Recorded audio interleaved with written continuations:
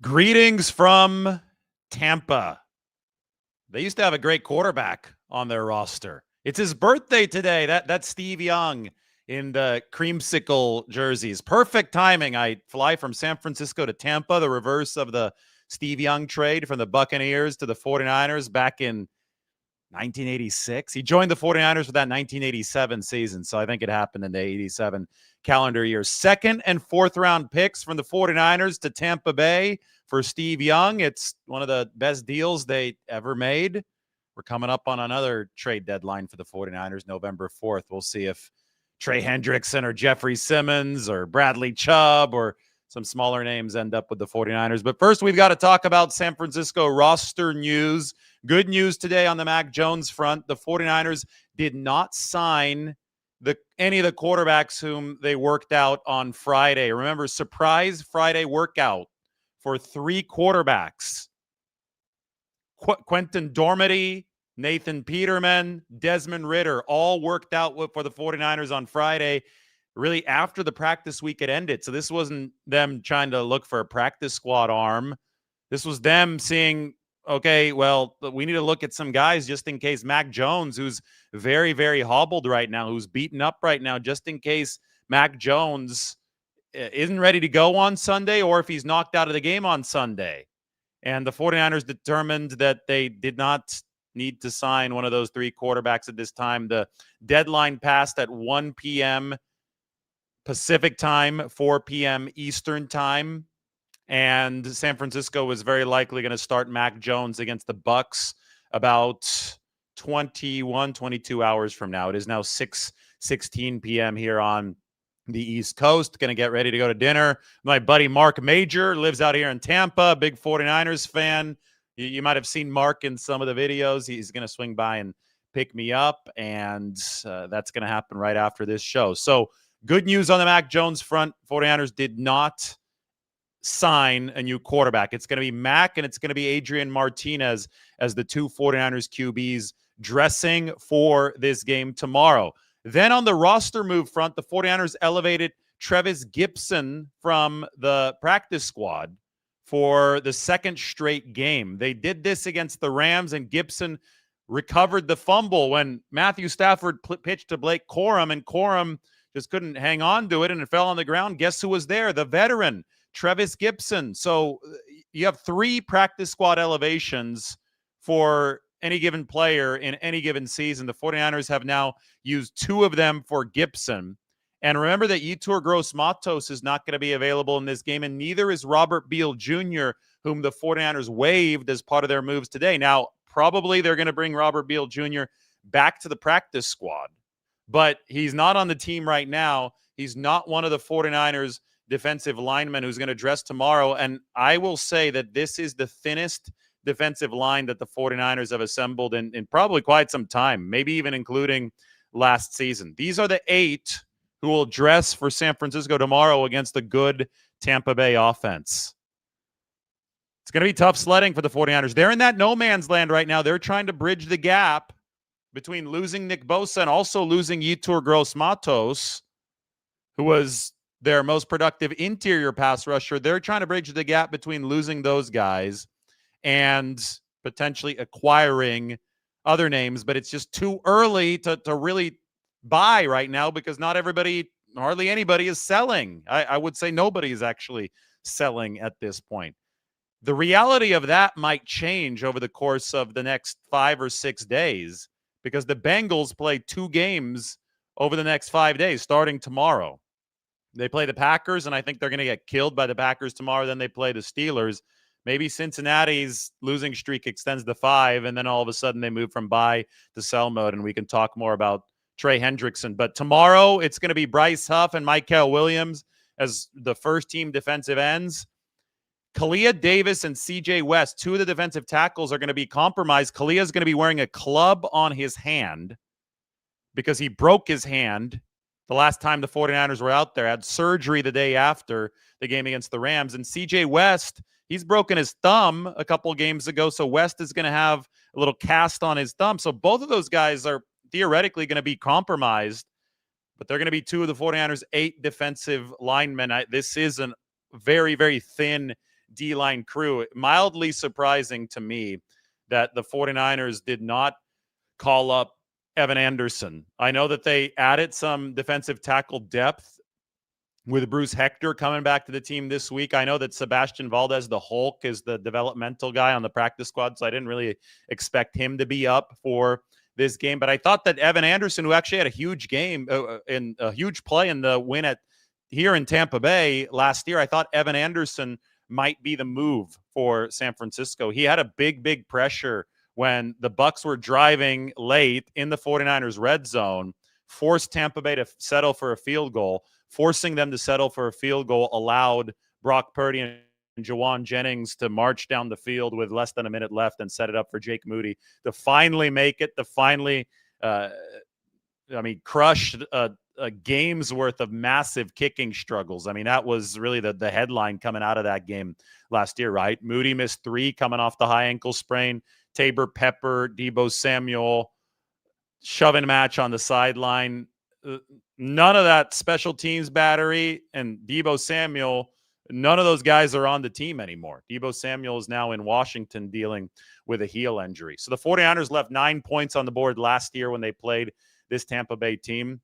Some similar dynamics in that game. You guys heard my prediction a little bit earlier today.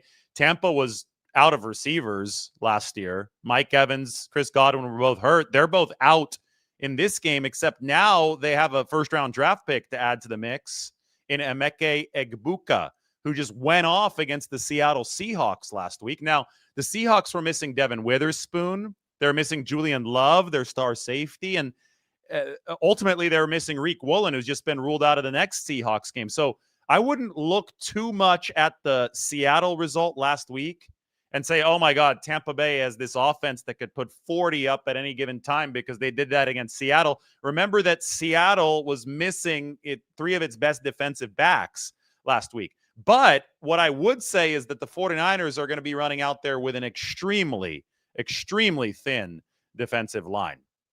I mean, 8 guys in that rotation, which isn't unusual. Sometimes you'll have 9 in the rotation, but 8 in the rotation, but no Nick Bosa, who's the top 49ers edge rusher, and no Yetur Gross-Matos, the top interior rusher, who's out with the hamstring injury.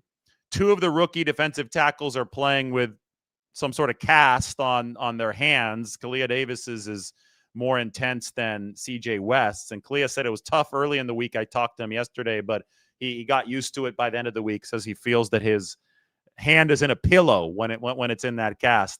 But you've got the guys who are just scrapping to get by for San Francisco, trying to replace some of their star players. Sam Okawanu, Trevis Gipson, the player who they called up today, he had an 8-sack season back in 2021 for the Bears. Trevis Gipson has played the edge rushing position at a high level, and he had the big play with the fumble recovery for San Francisco last week. People have been yearning to see him get some snaps. Well, he's going to get plenty of them tomorrow because you have 4 defensive ends, 4 defensive tackles. You don't have the Yetur Gross-Matos outside in capability. But I will say that Yetur, when he had been in there, was probably limited to about 20 snaps a game for the 49ers because he was dealing with a knee issue. And I don't know if the hamstring that he suffered against the Rams was in any way related to the knee issue that he had been dealing with before. But Yetur had been on a pitch count. He had been very effective for the 49ers. And I think he kind of fell under the radar, to be honest, given what he was doing from a pass rushing productivity standpoint. But the fact that he's not in there anymore means that the 49ers think that they can fill that rotation with 8 just because nobody on this rotation is going to be part of a pitch count. One of the things that the 49ers have to focus on, and I mentioned this as a key several times for this game, is trying to get some pressure against the right side. Charlie Heck has given up the most pressure out of any right tackle in all football. 22 pressures allowed for Charlie Heck. The former 49er, Tristan Wirfs, is really good on the left side, but I think there's some weaknesses to be had on the right. Of course, the 49ers have to stop the run. That doesn't happen, then it won't matter. But Tampa Bay hasn't run the ball well this year, and there's going to be no Bucky Irving in this game. It's one of those matchups where both of these teams are almost comically beaten up. I know the 49ers are getting a little bit healthier. By the Kevin Givens, you might have noticed he's not on that D-line rotation. They haven't activated him yet. His practice window's open, but they've got to get his conditioning level a little bit better before that comes to fruition. But both of these teams are dealing with major injury issues. So it's going to be a matter of who can out-scheme the other and then out-want the other team, right? The 49ers have been so good in these high-leverage situations. They've done right longer. That's up in the locker room. If you walk in the 49ers locker room, it's in big letters. It says, do right longer. It's about having the mental fortitude, the stamina of executing for a full 60-plus minutes if necessary. And teams that don't do right longer often will play a good 3 quarters, maybe even a good 3.5 quarters, but they won't finish. Finishing is where it's at in this league. The teams who finish are the ones who typically win. The 49ers have the second lowest point differential in the NFC West. I mean, they're very close to having the worst point differential in the NFC West. They're 1 point better than Arizona. Yet they have the best record in the NFC West, and technically right now they're the number 1 seed in the entire NFC. How are they doing this despite the fact that the point differential would indicate that their record would be much worse? They're finishing. They may be struggling. They may have some areas where they're not the juggernaut that they were in 2022 and 2023, but they are finishing at the high leverage junctures at a higher rate than you would expect them to finish based on their other statistical profiles. So in long story short, the 49ers have been really clutch. But long story short, so has Tampa Bay. And that's what makes this game so damn compelling. I just can't wait to see how the 49ers try to overcome this defensive line, which is so decimated compared to the initial defensive line that we saw at the start of the season. Obviously, we can talk a lot about trades. I think if San Francisco wins this game, and Tim Kawakami wrote about it for us up on the San Francisco Standard, we should get our preview piece up and Tim's trade piece up. But if the 49ers win this game, they're going to be 5-1. We'll be past the midpoint of October with San Francisco as the number 1 seed in the NFC. And I think that the urgency to make a move once some moves do become possible will just grow and grow and grow. And it won't just be urgency because we know that the 49ers are exploring these moves. It will be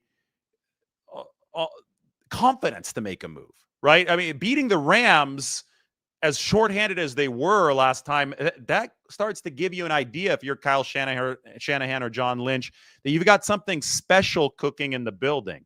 And when you've got something special cooking in the building, you want to seize the opportunity. Well, if you could turn around and do the same thing in high leverage moments against Tampa Bay, and Kyle Shanahan today said that he thinks that Matthew Stafford and Baker Mayfield are unquestionably the 2 best quarterbacks on the 49ers regular season schedule this year. I don't know if he forgot about Sam Darnold, but maybe he thinks that Mayfield and Matthew Stafford are unquestionably ahead of whatever Darnold can bring to the table. But Sam has been really good this year. I just want to make sure that that's known because he's scheduled to play the 49ers one more time in Week 18. But if the 49ers can continue to deliver at these clutch moments against the competition that has been good so far. I mean, they played a good schedule so far. They will continue to give Kyle Shanahan and John Lynch confidence, more and more of it, that this team can be in position to make a run.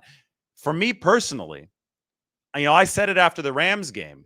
The fact that they were able to do that against the Rams in the decimated state that they were in, to me, that verified that this is a contending 49ers team. Because I think some of the markers, and Tim talked about the markers up on the Standard. Here's our article that we co-wrote. These are the 5 fast predictions. I'm going to toss the link over to Mike so he can go ahead and put this into the description. Mike, can you please do that? Then we're going to go to Tim's article, and he talked about different measurements that Kyle Shanahan probably still needs to be convinced on. And then those are the ones I want to talk about over the course of this show. So let's click on Tim's name. There he is.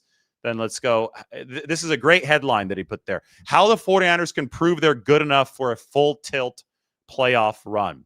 Tim expresses concerns about the 49ers yards per carry, the rushing offense. I do too. I mean, they're ranked in the 20s.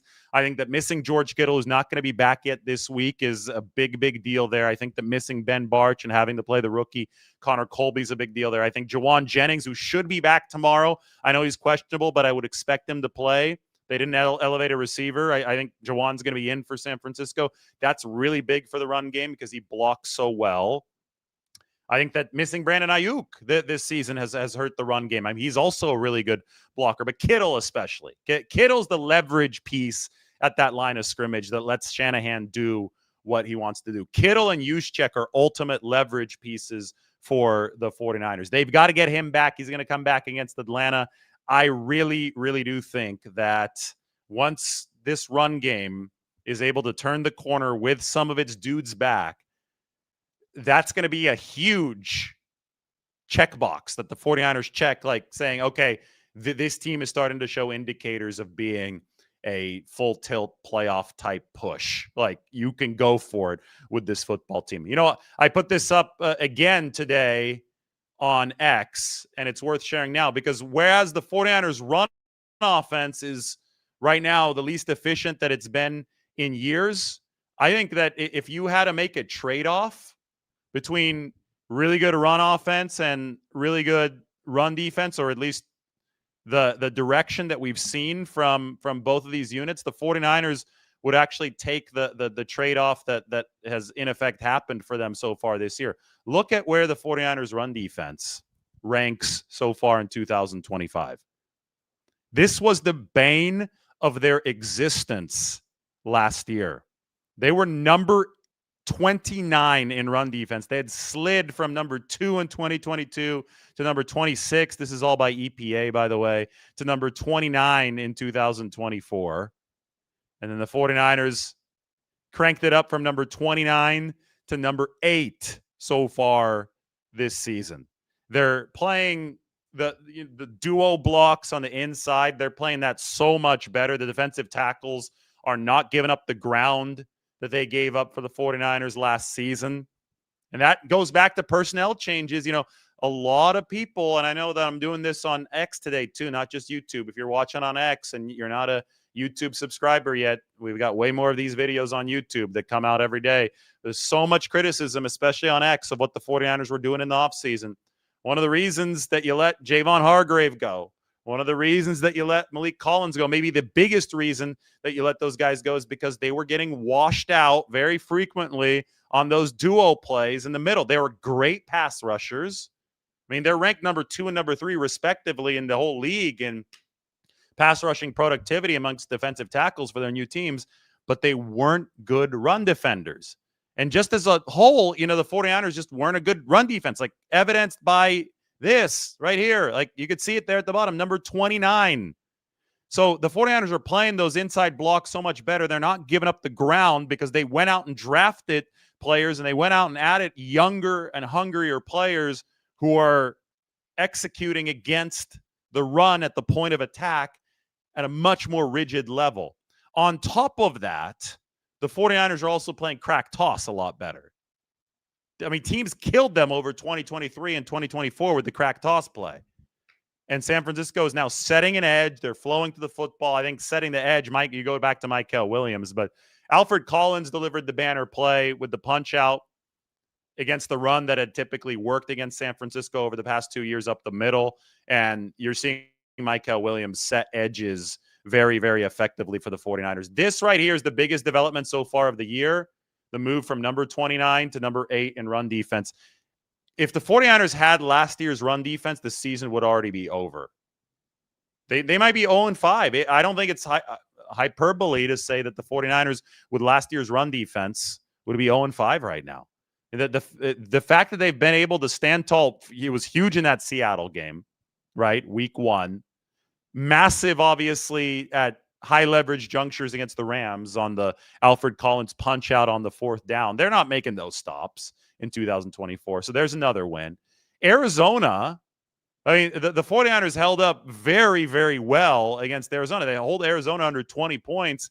That's a team that can run the football. Now, James Conner exited that game. Last year, though, the Cardinals wore the 49ers out on a hot day at Levi Stadium. Maybe it helped San Francisco. They're wearing the white jerseys this time to sneak by in that narrow win. But they got the stops that they needed to because Kyler Murray had a throw because Arizona couldn't just run it down their throat at the end of the game. So last year's run defense lost these games. This year's run defense is winning these games for the 49ers. And they're doing it with such a decimated defensive line, which is insane to me. They are using the pieces they acquired this offseason in very targeted fashion. I love the fact that the 49ers are not jailbreaking their rush. They're cage rushing this year because they understand, even when Bosa's still here, they understand that this is not the 2019 pass rush. They understand that you've got to take a little bit off the gas and play a little bit more strategically with what you do have. So the cage rush is great. I think they've taken a little steam off of what the defensive tackles are doing in their first couple strides moving upfield. It used to just be track stance and go. When you take a little steam out of that, you can be better against the surprise run. You're ready to react to the double teams. You're not just getting sucked into double teams all the time. It's not just pass rush with reckless abandon up front. So they're playing smarter, the 49ers are, right? Obviously, you want to play hard at all times, but you also have to be intelligent about things. And when you are as shorthanded as they've been, you've got to play with a little bit more intellect. And I think Robert Saleh has helped bring that to this defense. I think he's been fantastic for San Francisco. Obviously, the blitz rate is a little bit up. The cornerback play has been really good for the 49ers this year, especially on the outside. Diamante Lenore and Renardo Green haven't given up much of anything. And you know what? Those guys are going to be tested tomorrow against Tampa Bay. Let's go back to it. Those of you just joining, it's a big birthday today. 49ers and Bucks legend Steve Young. October 11th is Steve's birthday. There he is in the Tampa uniform, the creamsicle uniform. Tampa's going to be wearing their, I think, standard home white, like the road jerseys, but they're going to be wearing the standard jerseys, but they're going to be wearing the road whites at home, if that makes sense. Tomorrow, 49ers are going to be in their red uniforms, their home reds for the first time this season, but 3,000 miles away from the Bay Area in Tampa Bay. Speaking of white jerseys for Tampa, I don't think it's going to be these ones, but more Steve Young. I do, these are coming back into style, by the way, these Tampa jerseys. They, you look at them and they were, I think, very, very synonymous with a lot of losing football in Tampa Bay. So they were considered ugly for a while, but they're actually clean. Now, this was Steve Young's low point in Tampa. This is the 1985 Snow Bowl at Lambeau Field. And Steve will talk about getting snow just shoved up his face mask to the point where he couldn't breathe. Obviously, misery. But you know what Bill Walsh saw? He saw a quarterback who was in a bad system. And he said, I'm going to put him into a good system. And then Steve Young turned into a Hall of Famer. A few decades later, Kyle Shanahan saw Sam Darnold, a quarterback who had been in some bad systems. And he took him and put him into a good system. And Sam Darnold is the most efficient QB in the league so far here in 2025 after he went through the 49ers car wash. Mac Jones, quarterback who had not been in a great situation. Couple situations that weren't as good. Now, he played a little bit better for Jacksonville, kind of like Sam Darnold played a little bit better at the very end with Carolina before he became a free agent and was able to sign with the 49ers. But anyway, 49ers saw the same indicators. Former first-round pick, somebody who had really struggled early on, then started to show some life as a QB2, and then so the 49ers brought him in because they realized they've got a good structure. It's not all about the player in the NFL. It's also about the setting. And Steve Young teaches us that. This was the setting in Tampa Bay. It wasn't good for Steve Young, but the setting with the 49ers was a lot better. The support, the talent around him, the play calling, right? I mean, Bill Walsh, the coaching, just the coaching in general was so much better. You're seeing history repeat itself with guys like Sam Darnold and now with guys like Mac Jones, who's obviously playing much better for the 49ers than he did at his previous stops. Mac is from this state. I'm in Florida right now. I'm in Tampa. That's why I'm liking to feature those Tampa uniforms. Mac is from Jacksonville. That's where he played last season. Mike has added the link into the description where you can go out and check out the San Francisco Standard. Obviously, we have Tim's piece, but the predictions piece, I have picked the 49ers to win. If they do win, I think it's going to be by the skin of their teeth tomorrow. I think I'm just said that I'm not picking against the 49ers anymore because they've proven me wrong 2 times, and I don't want to be wrong 3 times in that direction, right? They've just found a way to win games that statistically you would not expect them to win. It gives me kind of 2010 Giants vibes if they can keep on doing this. I'm talking about baseball, not football, the 2010 San Francisco Giants. And it's ironic because they had juggernauts, like downright juggernauts in 22 and 23, although with Mr. Irrelevant as the quarterback of those juggernauts. So that was an underdog story at the top. It was a very intriguing mix. But statistically, they had juggernauts. They obviously didn't win the Super Bowl in either of those 2 years. This year, they are not statistical juggernauts, but they're 4-1. And it's still a young season, so we're still trying to figure out exactly how this is going to proceed. But the trade deadline is coming up on November 4th. The 49ers will collect as much information as they can before that date. And we're just going to sit here and enjoy this ride. This is going to be a nice, fun game against Tampa tomorrow. I've got to grab my phone. I'm staying here. I'm not going anywhere, guys. I just had to turn off the camera as I step to the other side of the room. Give me a second. Click on that link while I'm gone.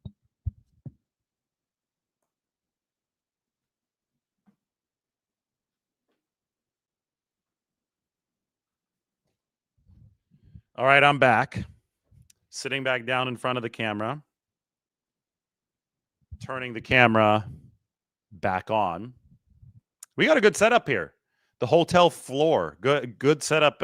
We were here last year. Margot was on the trip last year. This year, she's not. Margot, new San Francisco resident, by the way, for the season. She's excited about that.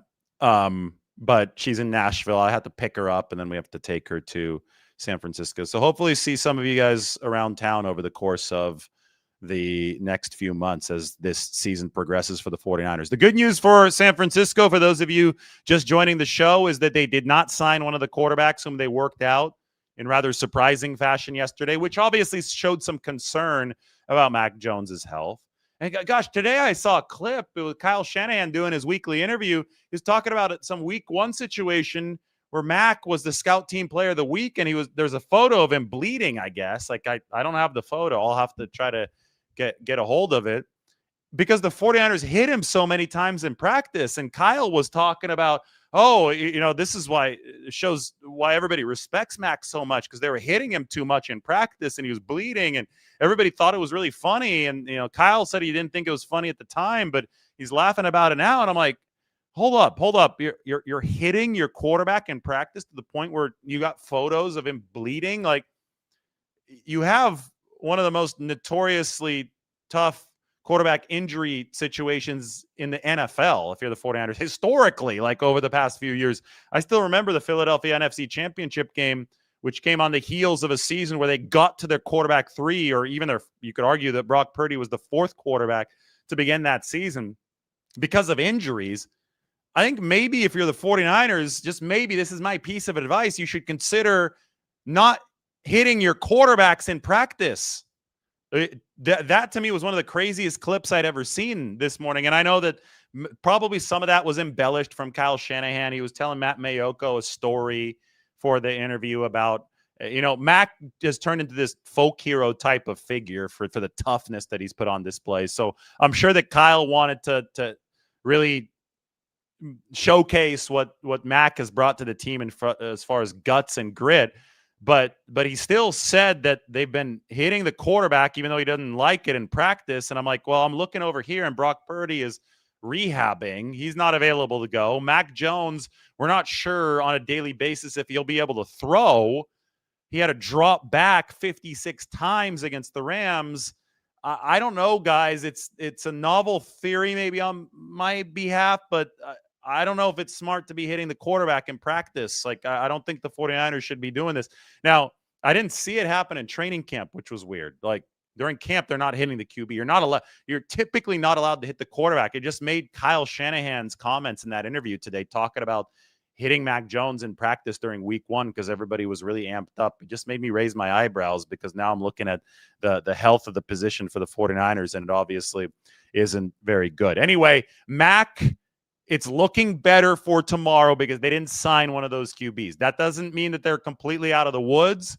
That doesn't mean that we should discount the possibility of seeing some Adrian Martinez.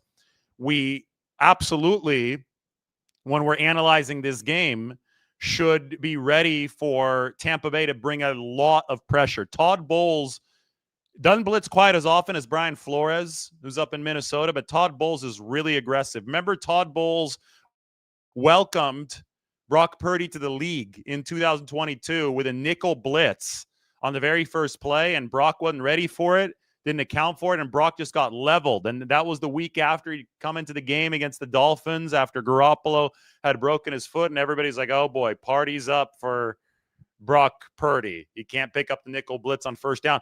Well, he had the last laugh. He ended up torching the Bucs for 28 points in the first half and beating Tom Brady, and that was Tom Brady's only career loss to a rookie quarterback in his final season. That was crazy. But still, you should learn from that play. You should know that Todd Bowles is not afraid to bring pressure and to bring it profusely. And he knows that Mac Jones has health issues right now. Like, it's the whole world, the whole football world knows. He didn't throw the football at all on Thursday, and the 49ers worked out quarterbacks on Friday.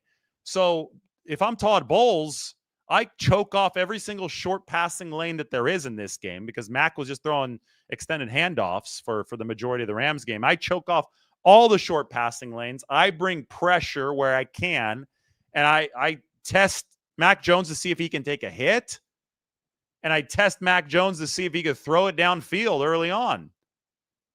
If I'm Todd Bowles, I'm not letting Mac Jones nickel and dime me down the field the way that he nickel and dimed the Rams down the field. Like, that was a great formula for the 49ers that Sean McVay seems to never be able to handle. It's crazy because every time the 49ers are backed up as big underdogs against the Rams, they go to that same formula, and Sean McVay's defenses never seem capable of handling it. If I'm Todd Bowles, I do not let the 49ers repeat that. I make Mac beat them over the top. I throw some aggressive blitzes, and I make Mac hang in there and deliver against those blitzes and against the defense that doesn't allow him to go 3 yards and then a ton of yak for Kendrick Bourne. That's just my thought. Like, Mac Jones is going to have to prove it tomorrow, prove that he's healthy enough to actually lead the 49ers in this situation, which is not going to be easy, just like the last game against the Rams. Now they have Juwan Jennings back. That's huge. And the way that Tampa blitzes, I think, should actually open the 49ers up for some rushing productivity in this game.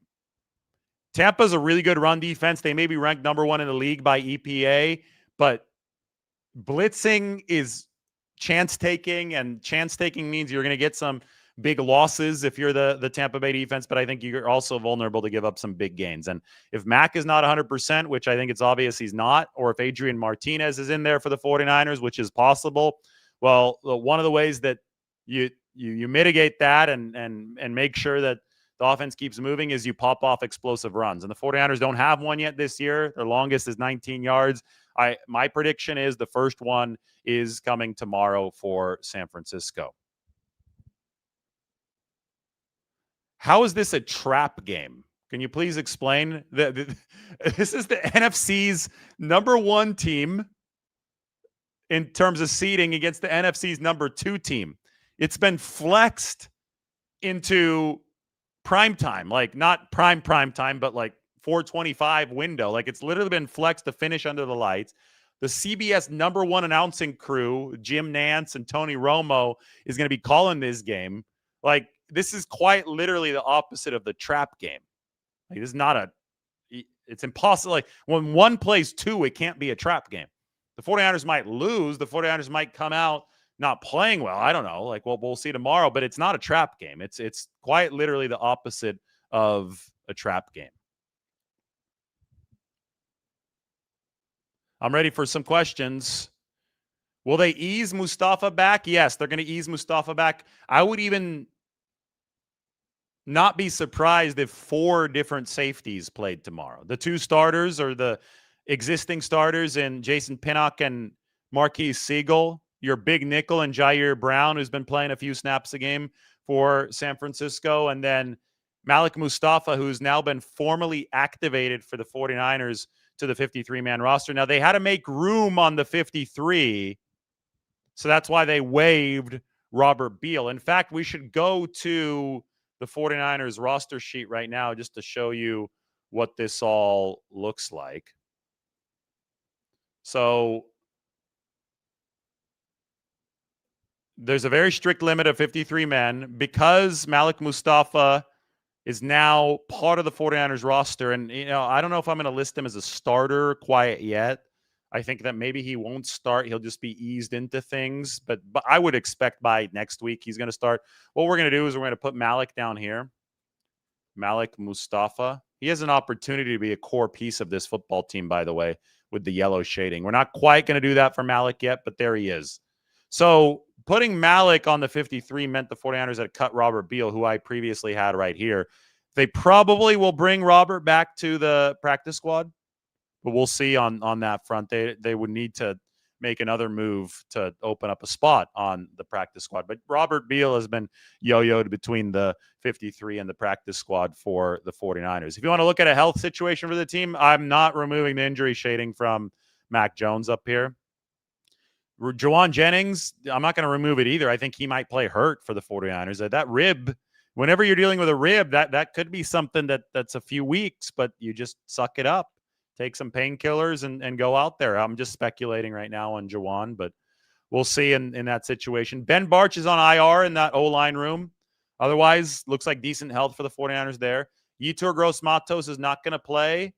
I would expect Upton Stout to be ready, though, with the ankle injury. And I'll make all these updates tomorrow based on how the 49ers look in warm-ups. I'll take off some of the injury shadings. But remember, for Tampa Bay, that team is not really healthy either. And that's what makes this game particularly interesting. They're missing 2 of their top receivers in Evans and Godwin, but they've got Egbuka. They're missing Bucky Irving. They're missing Zion McCollum, who's a starting cornerback for them. That's a significant loss. Their secondary for Tampa Bay has been decimated this year. I mean, you could say Tampa Bay put up 38 points on a decimated Seattle secondary, but Seattle put up 35 points on a decimated Tampa Bay secondary. They've got Antoine Winfield. He's the safety in the middle. They have Vita Vea rushing from the inside. I don't think the exterior rush has been that great for Tampa Bay, the edge rush. So I think the 49ers might be able to hold their own there, but you still can't let them pin their ears back, and you got to run away from Vita Vea. I think they could take advantage of Tampa Bay's linebackers, and I think they could take advantage of these defensive backs. Now, it's a pity the 49ers don't have Ricky Pearsall. He's still coming back from the knee injury. Obviously, Ayuk is on the shelf long-term for the time being. But I think the 49ers are healthier at receiver than they were last week if Juwan Jennings returns. Demarcus Robinson should be in full playing shape by now for the 49ers. Kendrick Bourne is coming off 10 for 142. There's enough here in that receiving room for the 49ers to really challenge a depleted Bucs secondary. The Bucs are number 27 against the pass.